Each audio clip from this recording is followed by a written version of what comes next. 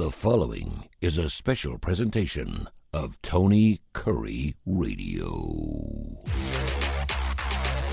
Welcome back to K4Wins, K4Wins.com, K4Wins.com, our weekly podcast here of everything that is college football. We also will get into some NFL, some college hoops, of course, well underway as well, and some NFL action as well. But right now we're getting to bowl season, gentlemen. It is finally here, college bowl season. Favorites so far in this bowl season, 5-0 against the spread. Just a little interesting there, Mr. Las Vegas, man. K Keefer from the bottom lower of the screen. We'll find out who exactly our Pats is as soon as Gregory tells everybody how we've done on our numbers from last week. What's going on, man?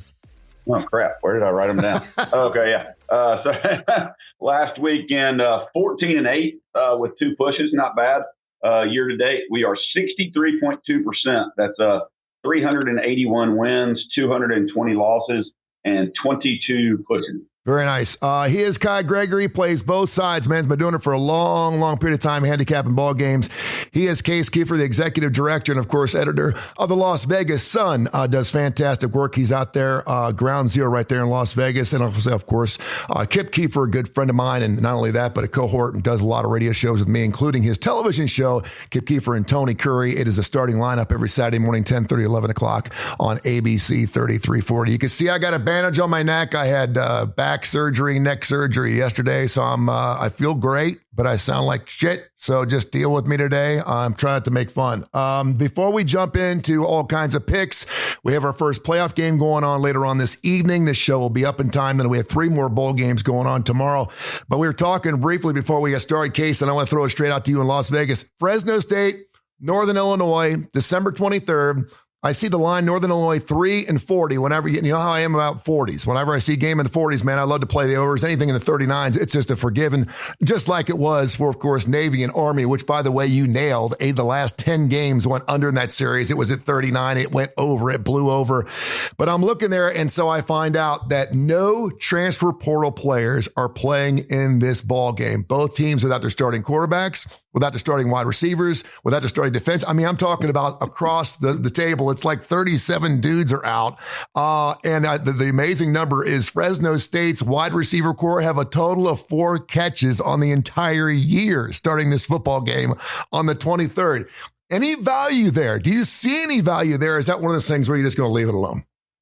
Yeah, I actually maybe unfortunately have bet this game, especially with the way you preambled it. But to me, I mean, especially with the total this low, and you're right, actually, last time I had the totals up, looked like this was a lot more 39s. There's been a little bit of buy on the over now, mostly 40, 39.5, which I don't love to see because to me, what this game just shaped up as, I know Fresno State had more defections. There's a lot of Northern Illinois guys gone too. It's kind of hard to forecast this far out, but it looks like the weather, as it usually is in Boise this time of year, is going to be really cold and windy. I just looked at this as like an ultra ugly, slow-paced game. I mean, that's what Northern Illinois wants to do anyway. That's what they do in the MAC. They just line up and try to get 4 yards and push you around. And I think Fresno has the guys that can do that too. So I look at this as something like at most 17-14, 2017 game. And to me, when you have that type of game script and both teams are a little weakened by guys leaving, I just think there's value in taking the point. So I actually did bet Fresno +3 despite everything. This bowl season's been so hard. I've fallen on my face a couple times betting too early. I think maybe I should wait a little bit more. Like I know we were texting about it, but like the Cal UNLV game, a near open, I thought Cal was a great bet. Then UNLV ends up keeping basically all their guys with including their quarterback with Dan Mullen coming in and everyone that you thought might not play. He seemed like he really wanted him to play the bowl game. Cal lost even more guys. So, and when the line moves 7 points, you're kind of stuck in your position. So that's one where it backfired on me. Maybe this is another one, but just the way I think the game is going to play, I think Fresno will feel more at home at Albertson Stadium. I think they're a little bit more used to the blue turf and kind of playing in Boise and what that's like. I just, in a game like this, I'd have to take the underdog. I'd have to look towards taking the points. I want to kind of go in order for you guys because a lot of people will be watching the show. It'll be up in a couple hours here. So we're going to get this thing up really, really quick. We have a couple bowl games going on this morning. Don't know if you will watch it before the first bowl game of the day, but we do have Tulane and Florida going off a little bit later on this afternoon, then Indiana and Notre Dame in the first playoff game. So I want to get into those two ball games. If you have a play on the first game, we're obviously going to be looking at a lot of the playoff games and the 3 games going off tomorrow with Indiana, Notre Dame, Clemson, and Texas, and Tennessee, and Ohio State. Then on the backside, we'll talk about anything else that's kind of piquing your interest because we are planning on doing a more one show during the season. Anybody got any takes on Tulane and Florida? And then we'll go with Indiana, Notre Dame. We'll start with you, Kai. What you got? That line has plummeted. I don't know what it is now. The last time I saw it was 10.5. And at one point it was 14. And so the line movement just really boggles my mind. And Tulane, Florida, by the way. Yeah. Yeah. Yep. And if I played it, I would probably play Florida, but the line movement scares the crap out of me. So it's something I'm just going to 100% stay away from. Yeah, and I think it's something I don't know. I think it's interesting too, and this is one of those things that you're probably not going to play on because Green Wave, should I say? It could be the Green Bay because they're both lousy in this part. In special teams, neither team can make a field goal to save their lives. And with those field goal issue kicks, you always wonder maybe if on those 4th and 4 from your own 37s, maybe you'll go for it more often than you actually try to kick a field goal. Kai, what's your thoughts on an SEC twist with Tulane and Florida? Obviously, Florida 7-5 on the season, saved the season for Napier. And then, of course, you got Tulane, who just 3 or 4 weeks ago was sitting there as one of those teams that was going to be in the top 12 and gets the boot after the last couple of losses. But what's your thoughts? Did you call? Go ahead, Kai. Yeah, I'm sorry, Kip. He said Kai, but I think he meant Kip. I meant Kip. I'm sorry, Kip. Go ahead. It's okay. I'm baffled. I thought Tulane was a pretty good team. They really fell on their face the last 2 games, but Memphis, I think, guys, was a really good football team this year. So that loss on Thanksgiving to Memphis, maybe not as stunning. Maybe it shocked the Green Wave system a little bit because Army really kind of pushed them around in the AAC championship game, which didn't get much attention because there were other bigger fish to fry that day. But I still think Tulane had a really good team. And I know Case could probably fill in the blanks here, but I know Summerall, the coach, is a hot commodity. There's big rumors he was going to bail. I think he's stabilized now. And Florida, they made the big rally at the end of the year. I give them a lot of credit. We've been calling Billy Napier on our shows on Saturdays and Sundays for the last couple of years, Sunbelt Billy, as an accolade to Billy. We're calling him Bowl Bound Billy now until the further notice. So but it's such a feel good story. The Gators have gotten the ship righted, but I just have a sneaking suspicion. And with the line movement, I think people are expecting maybe Tulane to rebound today.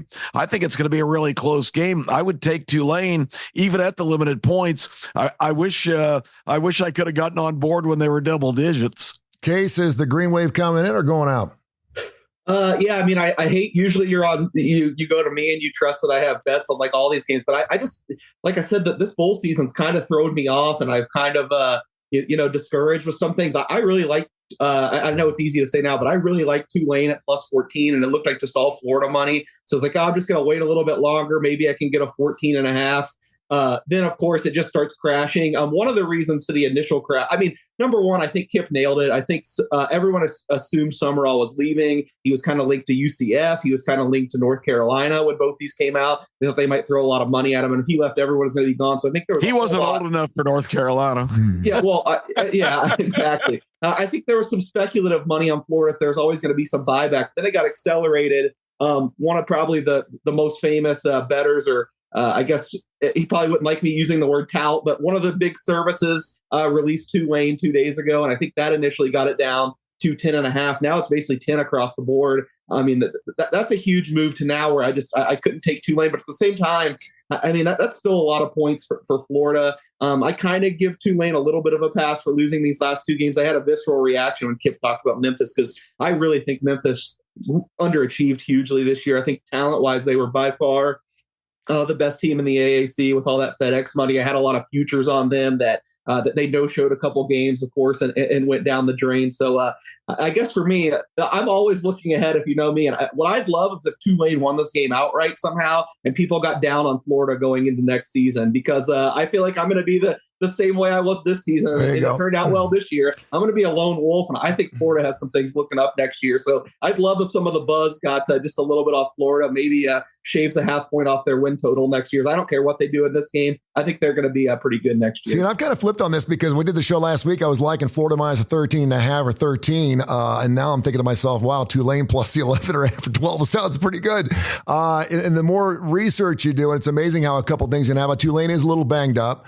But they also are really, really good. I've seen all kinds of stats. I dive into a lot of different numbers, and you guys really care about these things, but it's something to work, at least from my side.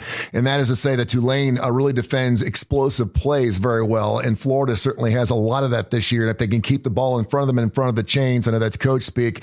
I like Tulane plus the points. Kip, let's go back to you. First playoff game of the year. I cannot believe it. It's like a fantastic day. I mean, it's fantastic today. And then, of course, tomorrow we're going to blow the doors off. But Indiana at Notre Dame, a real interesting game. Opened up at 8.5. It seems like a lot of money's going on those Hoosiers. Now down to 6.5. We know about both run defenses. We know Notre Dame's been getting along. How do you see this game playing out with Indiana, Notre Dame in the first playoff game? Well, I mean, I'm excited about it because it's two teams that are about an hour and a half apart who never play in the same state. So I think that's really awesome. Mm-hmm. But it's a hard game for me to forecast. I think Notre Dame's explosive offensively. I don't think they've been tested much on the other side of the ball. And I don't know how good Indiana is, because I'm going to be honest with you guys. I've really only watched one Indiana game all year, and it was the Ohio State game. I really haven't watched them play all the other cupcakes that they have beaten up badly. I don't watch Big Ten regular season games unless there's absolutely nothing else on. So I just don't feel like I'm really an expert on Indiana. I thought they played a really shaky game against Ohio State and looked like they weren't ready for prime time. But I just think there's some other incentives in this game. And I'm not completely sold on Marcus Freeman and Notre Dame yet either. So as I tend to do in these circumstances, when I don't know, I just like taking the points. So I'm going to take the Hoosiers to try to take that one stain. I think a lot of people are like me, the national perception. They've only seen the Ohio State game, and Indiana didn't look ready for prime time. I've not been a fan of that team all year. I think the only reason they're in the playoffs, they spent $2 million to buy out their game against Louisville so they wouldn't have to go there, a potential loss, and they replaced them with Western Illinois. That was a bold move, but it's paid off. Here they are in the playoffs, but I'm going to take the points here. Case, interesting ball game in that, of course, the line has dropped a couple points. And for me, if you're looking at a game and you just don't know which way to go, you always bet against Notre Dame. It just always feels good. But that Notre Dame has bit me in the ass about 4 times this year. So I've got Indiana in this game. I got to get it +7, but I'm treading lightly, man. This is a small bet from you, Case. What is Vegas, and what do you say more importantly? Yeah, well, hopefully you got it in, because just in the course of the last hour since I woke up, it's now 6.5 wow, across the board. Man, I wish I had your enthusiasm the day after back and neck surgery. Really inspiring performance. I give it up to you, because you can tell I'm kind of just a little down. I've been a little sick. Nothing compared to I'm on pain medications, my friend. I'll share after the show. But part of the reason is I mean, the market's just kind of been against me in a lot of these games. And, I know people will probably watch this or watch our show and say I get too hung up on that. But I'm telling you, the best way you can improve as a sports bettor is stop caring so much about wins and losses and start tracking about what numbers you're getting. Are you getting the better numbers? Like, yeah, okay, you might win once or twice, but over time, you need to be beating the market to win. And this is one where it's just gone completely against me. I feel pretty strongly about Notre Dame here. I never thought this would get less than a touchdown. I laid the 7 with Notre Dame. I guess I probably, and I'm kind of kicking myself. So I feel like I probably should have seen it coming. Indiana has just taken money in every single game this year. I mean, even Ohio State, we saw, I think, a late move towards Indiana. And Notre Dame, people have been a little bit more skeptical of. I've said this on like every program, including Kip's the starting lineup last week. So I feel like I'm repeating myself, but I feel like have a much tougher time with handicapping this game if it was like middle of the year. I just feel like Indiana was absolutely rolling and kind of hit their peak. Again, I say this for a lot of teams. I don't care about their schedule. There's a baseline you can make of what a team should be doing against whatever opponent it was. And bottom line, Indiana was blowing it out of the water. I just think Notre Dame skill players, Notre Dame in the trenches should have a big advantage. And I just think that they've played so well down the stretch of the season. I know the same schedule hounders will be out there yelling, well, they haven't played anybody. I mean, they played a pretty decent strength of schedule. Kip just threw out Louisville, who I think was underrated, going to USC. I mean, that's no easy trip. They went by 2 touchdowns. I know they had some pick sixes, but I really like the way Notre Dame's been playing down the stretch of the season. And less than a touchdown to me seems like a Notre Dame spot. But again, there's some influential people, some smart people that disagree with me. I actually think there might be points in this game. I know it's going to be cold, but it's not really going to be windy. And this isn't going to be like a shock to either program. Obviously, there's a lot of research that, some of this climate effect is a lot where you're from and you're native and you're used to it. I mean, Indiana and Notre Dame, the wind is a bigger factor. It's not going to be windy. So I think they're going to be used to the cold. I think there will be a lot of points. And kind of to correlate what I said about the Fresno State game, when there's a lot of points, I like the favorite more. So I'm on Notre Dame here. And I'm looking at 51.5. Is that the latest you got on the over-under? Yeah, and I know it sounds easy to say now, and I actually don't have this right, so I can't say. No, I think it's fair. Yeah, I think it's. Yeah, when I first looked at the totals on these games earlier in the week, I kind of in my head said, okay, what do I think the scores are going to be? And I came out with Notre Dame 31-21. So okay. And it was like 49.5. Then I was like, oh, maybe I should bet over. But now, I mean, I basically right on the total. So no play on the total, but I do think it's about right. Okay, hard to believe, Kai, that a lot of people are putting this on coaching. Signetti obviously is, everyone knows who he is now this year. And of course, a lot of say, well, he's really, really good when he's got some time to prepare. Well, everyone's got time to prepare when you're talking about the playoffs. So I don't know if he's got an advantage there as well. Good run defense for Indiana. Don't know if they can slow down that defense. Rush offense that they really depend on. And of course, every game that Notre Dame plays looks like it's an ugly game. Although this year, they look like they've been popping some points. Kai, what are you looking at? Oh, I'll just say in the interest of time as we go along here that I took Indiana plus 8.5 really early on. I'm going to try to middle it. I'm going to go and take Notre Dame more than likely minus 6.5 or 6. Going on to that, I do think first off, I think they wasted $2 million. I think Indiana would have boat raced Louisville. I don't respect Louisville. I don't care if they went and beat USC. USC sucks. So just, my opinion. Complete waste. Yeah, Notre Dame's going to move on. Can you please explain to me why anyone would want to middle a bet? I've never understood that. I know it makes you feel as a better that you're the top shit if you can pick both sides and win both sides. It's the ultimate. But it is the ultimate when you do it. But I can never understand because when I bet on something, I'm going all in. I'm not going to hedge myself unless, of course, I have a ton of money that I'm going to win on the outside and I can hedge it. So I'm not going to win as much, but at least I know I'm going to get a payday. Your thoughts, anybody? Well, I'll let the expert talk.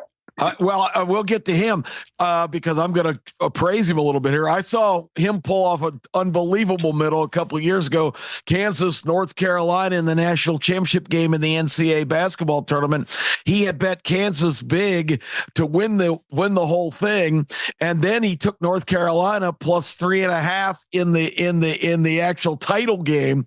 And of course, it comes right down to the wire. Carolina has the ball with a chance to tie the game and perhaps ruin his bet. They missed the shot.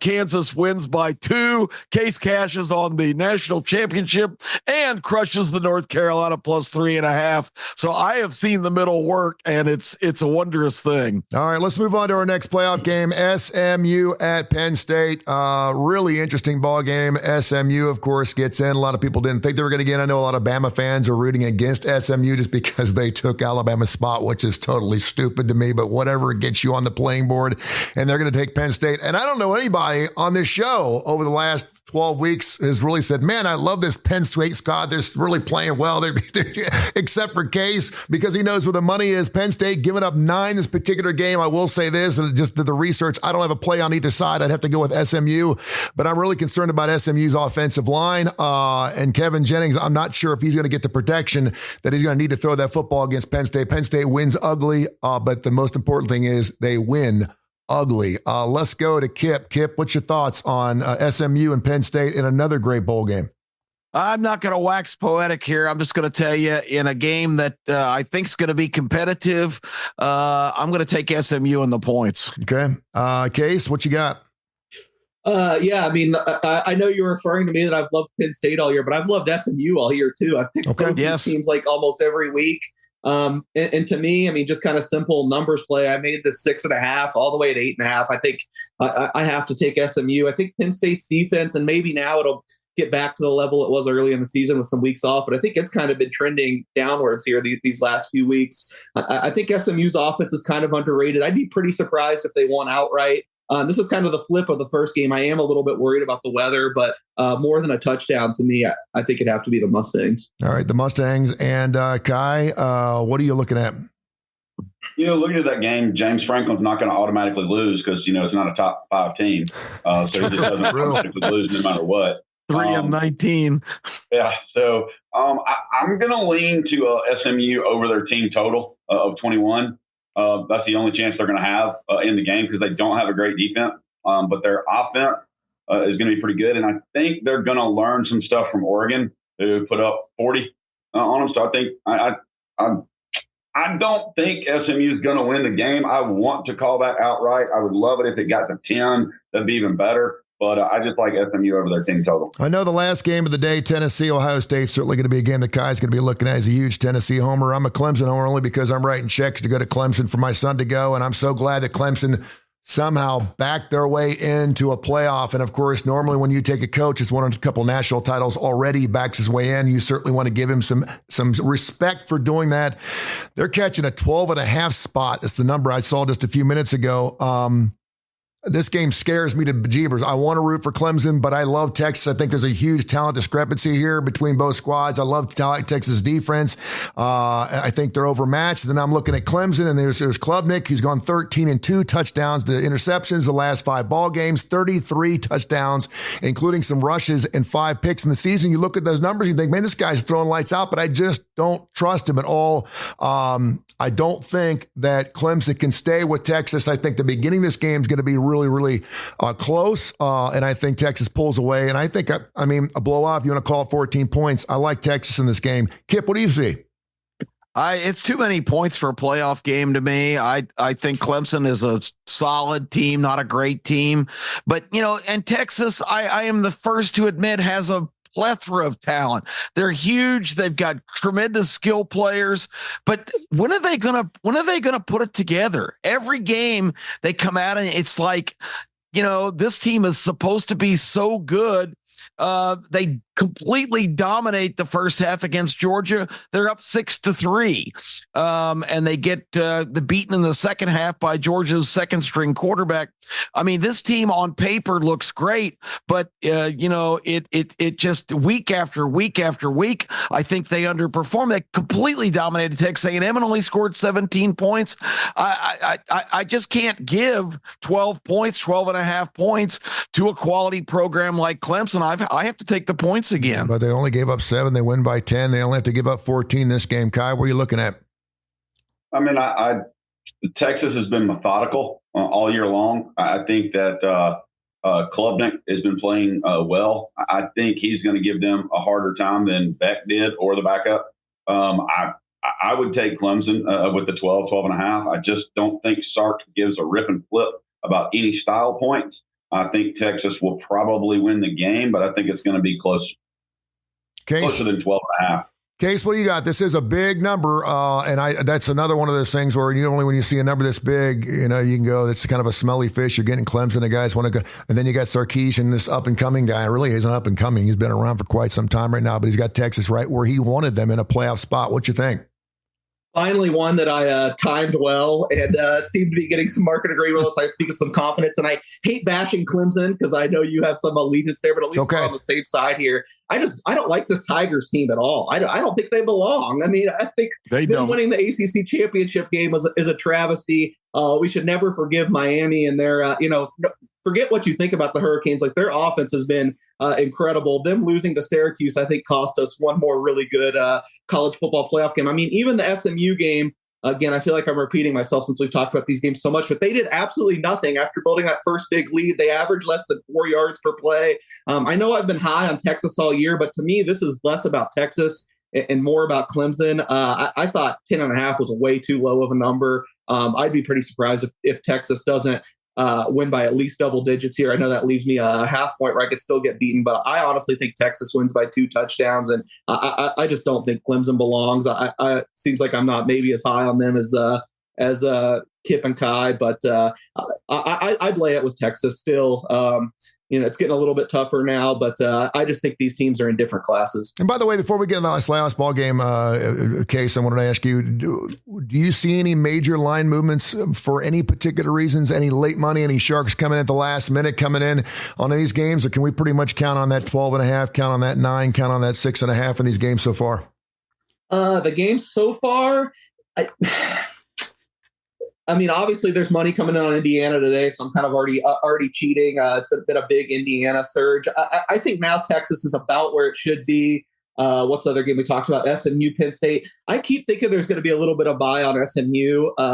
It hasn't happened yet, but I think that could only be SMU, but I don't think it'll get down to 7. And then the last game, I think, is the one most interesting with line moves. So I know we're going to get to that. But, that's one game that I have not seen a line move at all. It's been sitting there playing 7, maybe 6.5, 7.5, depending on where you're shopping. But I mean, it's 7 right on. The ball's on 7.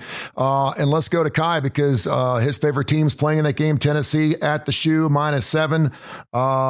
This is a really, really interesting ball game. And I know you're super excited about having your Tennessee Volunteers. Obviously, at the beginning of the season, you were like, okay, it's a shoe. And they look fantastic defensively and offensively. They kind of had to find themselves.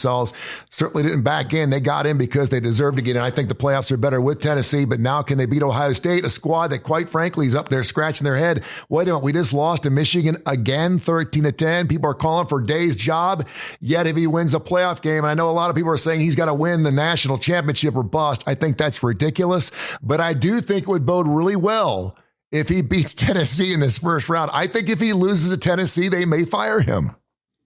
Yeah. Yeah, it's funny because, believe it or not, I probably won't get to see the entire first quarter of this game, but our Marine flies home. We got to go pick him up at the airport at 6:30. So I told my wife, she's like, you going to go with me or watch the game? I'm like, well, he comes up in 15 days. I'll be with you. Don't worry. It's interesting to me. I don't trust Heupel and that offense on the road. Tennessee's weakness, and people look at me like I'm crazy, is their defensive line up the middle. They got gashed by Arkansas and Mississippi State with quarterback runs up the middle. What does Will Howard do best? Runs the ball. That's what he did. But he's got probably 5, maybe 6 guys on his roster. They're NFL wide receivers also. So if Tennessee does not get pressure on Howard, he's going to be able to make some plays because if he only hit 30% of his deep balls, well, that could be 21 points. And that probably could be enough. I loved the under at 47.5. It's 46.5. We came off a number there that I liked. Probably going to drop another half point, maybe. Tennessee's 0-21 on the road against top 10 teams their last 21 games. I thought you didn't look at trends like that. Those are stupid Tony Curry trends. I told you it's a useless Tony Curry stat that I threw out there. But I don't trust them. I don't know that I could lay 7.5 with Ohio State, but I don't know that 7.5 is enough to get me. I'm going to root. I'm going to watch my team and root for them. I think the under is probably the best play. Yeah, and I mean, that's weird because when you talk about that, who's that starting quarterback for Ohio State again? What's his name? Will Howard. Will Howard. You ask 100 people on the street, do you know who Will Howard is? Everyone will go, well, was he in some comedy movie last year or something? They don't even know who the quarterback is for Ohio State. Kip, what do you see in this game? Well, I've gone with all the underdogs and all the others. I'm an SEC guy. I'm all big orange all the time tonight, but I just think Ohio State is going to be a team on a mission. They've got the bad taste in their mouth. That Michigan game was so ugly, so bad. And I just think this is going to be a super motivated team playing at home. They have to win this game. Guys nailed it. Tennessee on the road has been very unimpressive. I thought they got off to such a good start against Georgia and really just let that game get away. And I don't understand with the dynamics on the Tennessee offense. I told Kai on the TV show, I heard a commentator say, well, you can only hold down that Josh Heupel offense for so long. The Josh Heupel offense involves turning around and handing it to Sampson 30 times a game. And he's a great running back, but I don't know if he's really going to be able to be enough. It wasn't enough against Georgia. I think we're going to see a similar kind of game. Tennessee will get off to a good start, hang around. But I think as the game goes on, the superiority of Ohio State's overall team and playing at home, I think they win and cover this game. Ohio State's given up 13, 15, 7, 0, 13 points. They have not given up more than 17 points, but one time all year long. No one's talking about Ohio State's defense. Yeah, they played in the Big Ten. Their schedule wasn't that rough. I know they don't like to play schools outside the state of Ohio in the first 3 months of the season. I get that. My biggest thing is I think it's Ohio State's defense against that offensive line of Tennessee. I just don't see them. I don't trust that offensive line for Tennessee. Their pass protection, they have issues all over the place. Nico's 19 touchdowns and 5 picks. It's fine. I saw a wonderful number. The average release rate in college football this year is 2.45 seconds for quarterbacks. For Nico, it's 2.91 seconds, almost a half a second longer. He can't hold on to that ball. One of the reasons he's got to hold on that ball long is because his offensive line doesn't know where the hell they're going. He cannot hold on to the ball for 3 seconds and hope to get past it. He'll get 6 sacks 7 times. He has looked fantastic the last 2 games. It was against UTEP and Vandy. This is Ohio State. This is a top squad. This is a team a lot of people believe should win a national title this year. I've got to take Ohio State. As long as it's a 7 or less, I'm all over the Buckeyes. I do hope that Tennessee pulls it out. But if my money's all right, I'm going to go the Buckeyes. Case, what are you seeing?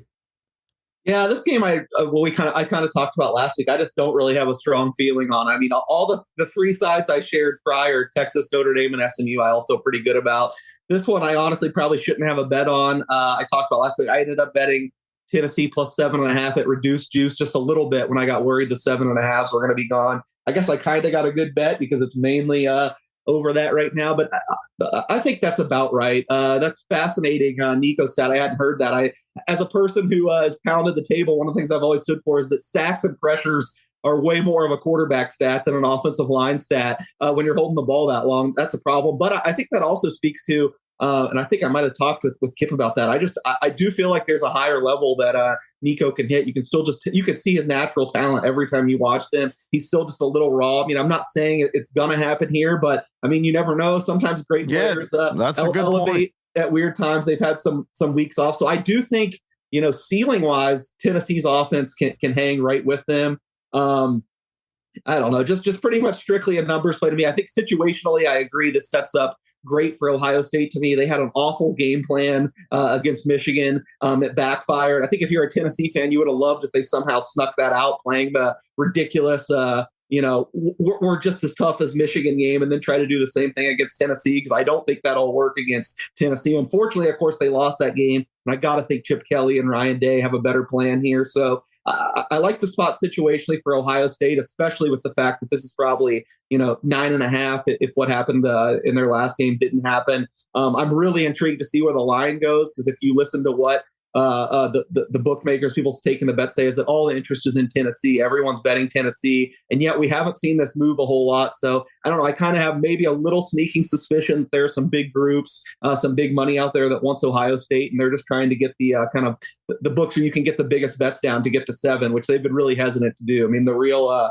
the biggest books are still kind of at 7.5. So I'm interested to see if there's that late push towards Ohio State. It wouldn't surprise me at all, but I am ever so slightly on the Tennessee side. I probably shouldn't even have bet it, and I definitely wouldn't bet it at 7, but 7.5. Maybe this is a low-scoring game. I think Tennessee can hang around for a while. We love doing this podcast. We wish we could do it every single day. Obviously, we got 4 different guys, and that's why sometimes I get tripped up on my Ks, man. We got Kai, we got Kip, we got Case, we got Kurre. We got them all over the place. 4KWins.com. 4KWins.com. That is updated at least several times a day. Thanks to Kai for taking care of all that's business part. K4Wins.com. K4Wins.com. If you want to get plays every single day during football season, no matter what time of the day it is, go to K4Wins.com. K4Wins.com. And we'll have another podcast hopefully by the end of the week, and we'll certainly do it again on Friday as we've got more playoff games coming up here. Gentlemen, thank you so much. Go ahead, Kip. You got something? Just going to say real quick as a final thought, am I wrong, or are these games and these lines really brutally tough? It's unbelievable. I mean, and that's a great point. Case, is it tough because we're overthinking? Is this paralysis from analysis? Or I mean, obviously, listen, a gambler will find value in anything, right? It doesn't matter what the line is. He will pick a side, and all of a sudden he'll talk his way into saying, listen, I really like this 7.5 or this 8.5. But it is amazing towards the end of the season how tight it gets, Case. Yeah, I think it's really tough. I'll just go back to my usual line. It's just at this time of the year, we're all working off of basically the same thing. We have a pretty good sample size of this team, so we know what it should be. And for the most part, I think these lines are pretty much in place. Thank you, gentlemen. Appreciate you. We'll talk to you today or two. Okay, guys. This has been a special presentation of Tony Kurre Radio.